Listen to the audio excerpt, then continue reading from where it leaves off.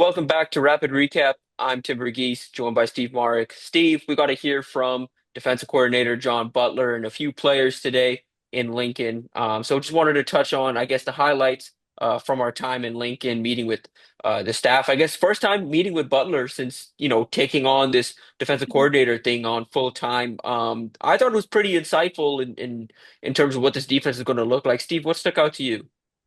Well, what stuck out to me was we got to rewind the clock all the way back to February when Phil Snow was talking at the podium, and he said two of the key things that the program wants to improve at defensively was the third down defense and how they want to advance the third down package at Nebraska. I thought that was really insightful, and then Butler was asked about that today, and yeah, he just said that third down is the money down is so crucial, so important, as is stopping people in the red zone. And those are two areas of emphasis this spring is just really finding out what works on third downs, what to do on that side of the ball, and finding out what the players are able to do on that side of the ball in those situations, and kind of just hammering down on how can we be better on third down, how can we be better in the red zone. And a key interesting point that I thought was pretty cool was Butler was talking about all the NFL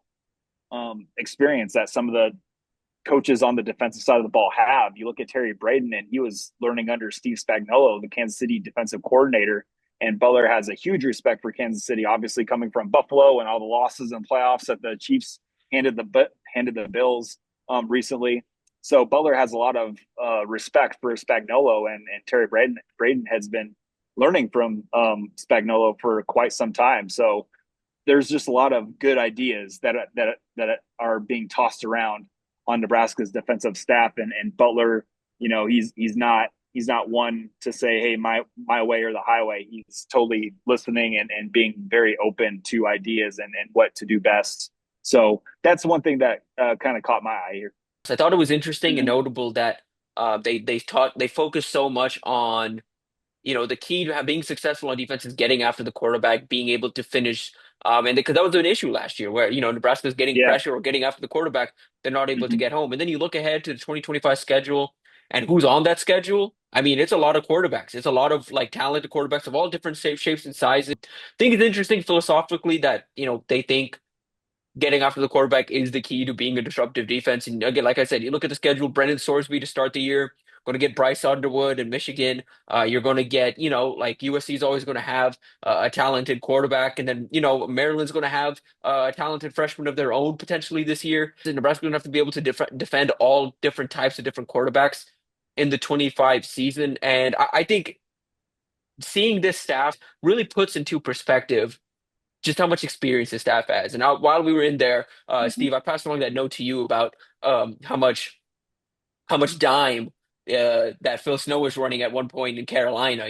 There was a point I believe is in 2021 where, from a percentage standpoint, he was running more 4-1-6, four defenders, one linebacker, six DBs than Mm-hmm. anyone else in the NFL. And then you look into Snow's background, and it's like, okay, he's had a base 3-4, he's had a base 4-3. He's had a base 3-3-5. He's even run some 4-2-5 and 4-1-6. I mean, when you talk about defensive football and you look at the bodies Nebraska has and being effective in the Big Ten, it's not necessarily about having the schematics to win. It's about the schematics that work best and put your defense in the right situation. And more as we're getting into spring and talking to this coaching staff, so I think Phil Snow is going to be such an important resource, both for this Oh yeah. coaching staff and for this roster. And especially with the defensive backs, and especially with somebody like DeShon Singleton, who at one point the entire program thought that he was off to the NFL, off to the next chapter of his career, but he wound up getting an extra year of eligibility. He's back. Will spend one more season with the Huskers, and his role is going to be expanded. That's according to John Butler, and that's exciting to hear because at 6'3", 210 pounds, he looks like a linebacker. He moves like a safety. Where is he going to play? And I think that kind of fits along with that dime package, that 6 DB kind of 6 DB scheme that you were talking about, Tim, is finding athletes like DeShon Singleton. Although they don't grow on trees, you can find them. and just putting as many of those guys on the field as possible, I think can really it really kind of speaks to what John Butler wants to do as the defensive coordinator, and how it could fit all different styles of offense. Whether you're talking about Iowa under center with a gap power coming right at your face, or spreading things out with a spread offense like Ohio State with 4 receivers or 11 personnel, throwing a tight end in there. So I think the plan is on defense, especially for John Butler, is to be very multiple, to be finding athletes and finding bodies that can do different things and putting them on the field so you don't have to sub all the time, so you don't have to match personnel and get caught like that, because that can happen sometimes when offenses are really good at going fast and having their own personnel advantages to it too. So DeShon Singleton also talked today, which was really cool to see, and he said, you're going to be seeing me blitzing off the edge sometimes. You're going to see me carrying receivers down the field as a safety. You're going to be seeing him just maybe closer to the line of scrimmage, where I think fits his skill set the best. Just a big body who can run, and boy, he lays the wood. DeShon Singleton is a really good tackler most of the time, and I think that he I think just specifically coming downhill. I think he's a good yes, tackler coming yes. downhill. Yeah, I think the more you see him closer to the line of scrimmage and more in the tackle box, the better. If you're seeing him more playing coverage, deep, trying to be play the pass and doing that, I think you're kind of taking away of what he does best, right? Right, I agree. And he's a Mm-hmm. guy that, yeah, needs to be closer to the line of scrimmage, needs to kind of help, kind of fit the run and do some of that stuff. And yeah, I think this defense is going to evolve. I mean, you and I have talked about it a bunch off camera this off season, but we got a little glimpse of that a little bit too. We're talking to Javin Wright and him talking about the defense.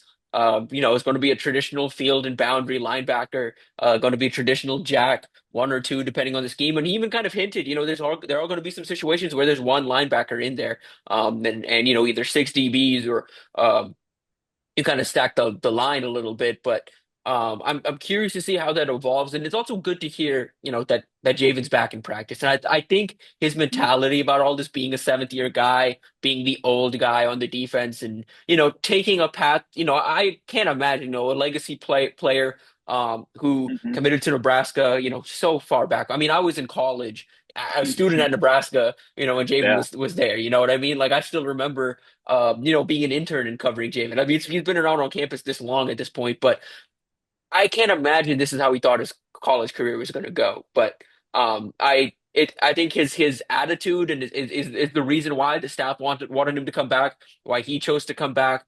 And again, just the pride he takes in it, talking about it like it's a martial arts, that it's like how important practice is. I just thought that was really cool. Yeah, and what's also really cool is he has a chance to be really good, Tim. In Yeah. this defense, I was sitting there watching him talk at the podium, and you just see this physical specimen at 6'5", 230 pounds. He is huge, and he can run, and he can tackle, and he can cover receivers. He's kind of the whole package. So if he can just find a way to get out there and practice every day and be healthy, and it really sucks that he's dealing with the blood clot issues and everything, but those seem to be behind him, hopefully, just for the sake, not even talking football, just from a human perspective. We all hope the best for Javin, but if all goes well, there's a future for him at the next level. There absolutely is. Matt Rule has said it. You and just football fans like you and I, Tim, can see him playing out there. He's a valuable guy. He's a valuable player who can do a lot of different things, and NFL teams are certainly going to be interested if he can stay healthy and he can be on the field and he can practice every day and do everything that he's supposed to do. He's absolutely going to garner some interest. So yeah, and having him out there as potentially one linebacker, with the 4-man front in front of him and 6 DBs surrounding him, boy, that's really fun to talk about. But it also kind of creates, it also raises some questions of like, hey, can it hold up against Big Ten run offenses that are coming right at you when you have 6 DBs out there? So they're going to have a big job. We're going to have a fun job trying to determine what John Butler's defense is going to be, because we're trying to get some answers out of him, but he's obviously and understandably very guarded with what he says, and he doesn't want to pull out the whole playbook for us media guys, which I understand. So there's still a lot to learn with John Butler's defense. Oh, so much. I mean, still trying to figure out kind of what the rover position, if that even Yeah. exists in this current defense, what that's looking like. It sounds Mhm. like it still exists. It's just going to kind of evolve to more of a, it feels like more of a traditional nickel role, with some Mhm. extra assignments in the run game. That's at least what it feels like, just like kind of talking to people inside the building and around the program. And again, just what we've gotten from these press conferences so far. But we don't have a true definition of that specifically. He even, kind of talking about the defensive back room, it kind of felt like a given that Sierra Wright's the guy, but John Butler didn't make it seem like that's the case. There's going to be competition at both corner spots. There's competition at every safety spot. Mhm. I mean, we've talked about it getting into spring, and now we're in the thick of it. That DB room is going to be really competitive these next few weeks.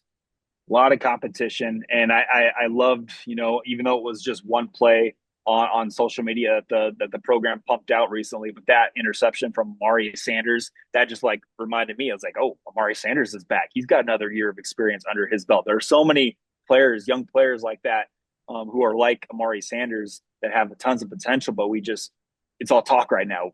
Until we see it, we'll believe it. But boy, there's that DB room. There's a lot of stuff, and I know Coach Butler, talking about Sierra Wright, that was probably some coach speak in there. I mean, Sierra Wright's probably going to be a starter, but the corner opposite of him is something that I'm really interested in, and just watching Amari Sanders snatch that interception in that one practice clip just had me thinking about like how hungry those young guys are and how energized they have to have a new DBs coach with a fresh perspective of new eyes on them, seeing what they could do. It can open so many doors of opportunity. No doubt. That'll probably do it for us here with the rapid recap. We appreciate you guys tuning in. We'll be back in Lincoln on Thursday, talking to a few more players, and a few more coaches as well. And so we'll have more on that later this week. Be sure to tune in to our writing work or written work from these press conferences over at InsideNebraska.com. We've also got recruiting intel flowing as Nebraska gets recruits on campus over these next few weeks. So stay tuned for all of that. But we will be back with another rapid recap episode after Thursday's press conference. Appreciate you guys tuning in once again, and we will see you guys on Thursday.